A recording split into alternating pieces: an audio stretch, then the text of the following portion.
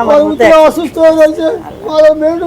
আল্লাহ আল্লাহ রে আল্লাহ তুমি আল্লাহ ভালো করে আল্লাহ দাও সাইড দাও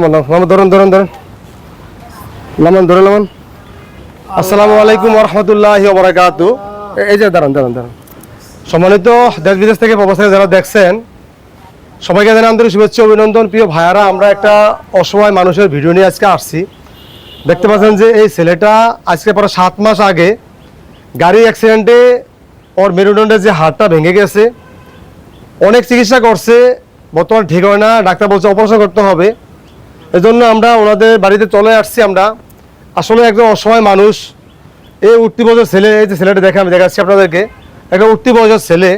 তো কীভাবে ওর অ্যাক্সিডেন্ট করলো, কীভাবে ওর হাড়গুলো ভেঙে গেল, আমরা পুরো বিস্তারিত ভিডিওটা দেখাবো আপনাদেরকে।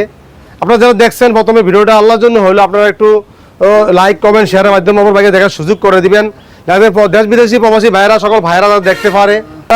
দেখতে পাচ্ছেন যে আমার হাতে কিছু ফাইল আছে, কিছু এক্সট্রা কাগজ আছে, যত পরীক্ষা লাগে সব পরীক্ষা করছে, একমাত্র সন্তানকে চিকিৎসার জন্য সহায় সম্বল সব শেষ। মামা বলেন তো আপনি কি সমস্যা হয়েছিল, ওনার কি সমস্যা হয়েছিল? গাড়ি দিয়ে আইতে সময় আমার ভূতের মাথার মেরুদণ্ডটা ভাঙিয়া গেছে গিয়া। মানে আল্লাহ তোমার যদি আমার রক্ষা করে, আমার বিদেশি ভাইয়েরা তুমি আমার ভূতের প্রতি সাহায্য করে, আর কিছু না। বিদেশি ভাইয়েরা আপনারা আমার ছেলেদের প্রতি সহযোগিতা করেন। ওনার আসলে কিছুই নাই, উনি একদম গাং বাংতির মানুষ, নদী বাংতির মানুষ, ওনার কোনো গদ্যের কিছু নাই। বর্তমানে একটা ভাড়া বাসা থাকে উনি বর্তমানে। আপনি বলেন তো কি সমস্যা হয়েছিল, কিভাবে সমস্যাটা হয়েছে? আমার ভূতে নারায়ণগঞ্জ নাইতের কালে গাড়ি অ্যাক্সিডেন্ট হয়েছে, মাজার মেরুদণ্ডটা ভাঙা গেছে আমার ভূতে। আল্লাহ রে আল্লাহ তুমি আমার ভূতের আল্লাহ তুমি ভালো করো আল্লাহ। দর্শক, আমি একটু ছেলের সাথে কথা বলবো। কতদিন ধরে অসুস্থ? 7 মাস ধরে অসুস্থ না? তো এখন ডাক্তার কি বলেছে? ডাক্তার চিকিৎসা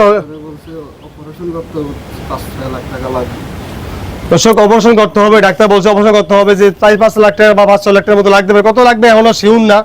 এজন্য আপনারা যারা দেখছেন অবশ্যই এই হাস্যজ্জ্বল যে ছেলেটা যেই সময় হিসাবে খেলাধুলার সময়, তারপরে এখন লেখাপড়ার সময়, কিন্তু 7 মাস অসুস্থ থাকার কারণে, ঘরে থাকার কারণে সে ঠিকমতো লেখাপড়া করতে পারতেছে না। অসুস্থ থাকার কারণে সে একেবারে মনে করেন যে বর্তমানে ওনারা পথের ফকিরের মতো হয়ে গেছে।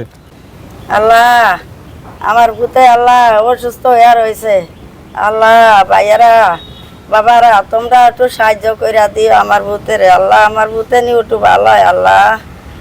আল্লাহ ও আল্লাহ তুমি রহমত কইরো আল্লাহ, তুমি ছাড়া কেউ নেই আল্লাহ।